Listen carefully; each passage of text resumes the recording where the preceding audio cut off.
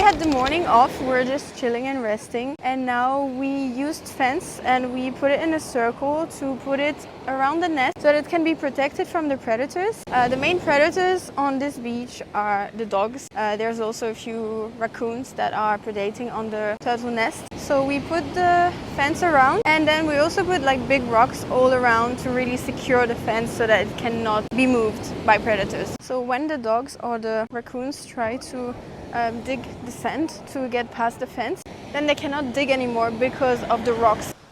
This thing is so bad. The dogs found the poo in the sand and they were eating it, and the smell, guys, it's horrendous.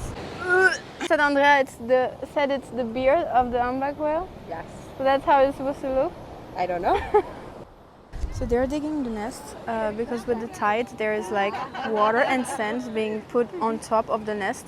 So if we leave it like this, the hatchlings will really struggle because now the eggs are deeper than they were laid, so they will really struggle, and there is a higher chance that they will hatch but be stuck under the sand like we saw yesterday.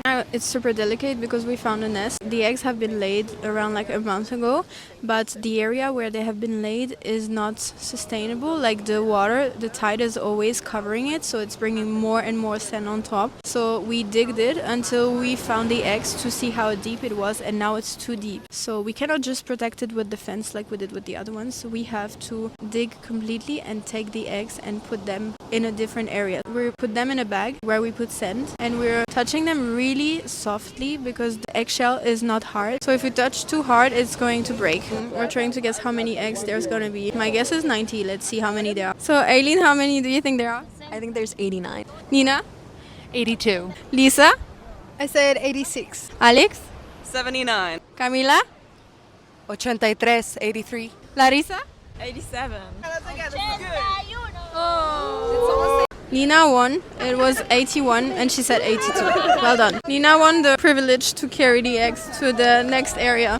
Andrea made a hole of around like 35 centimeters because that's how deep the olive reedy turtles lay their eggs. So we want to reproduce a nest as like naturally as possible. When we put the lamp under the egg, we can see that the eggs are alive, even though it was like buried so deep because of the tide. But because of those conditions that were not optimal, they are growing really slowly. And for the eggs, I think it's any kind of egg. It's really important to keep them in the same position they were laid in, because otherwise it can damage them or they can die. So that's why Andrea is going really slowly when she took the eggs off the nest and when she's putting them in the new one. So now the nest is done. We can just protect it with the fence and the rocks and wait for it to hatch. And that's it for today. Bisous!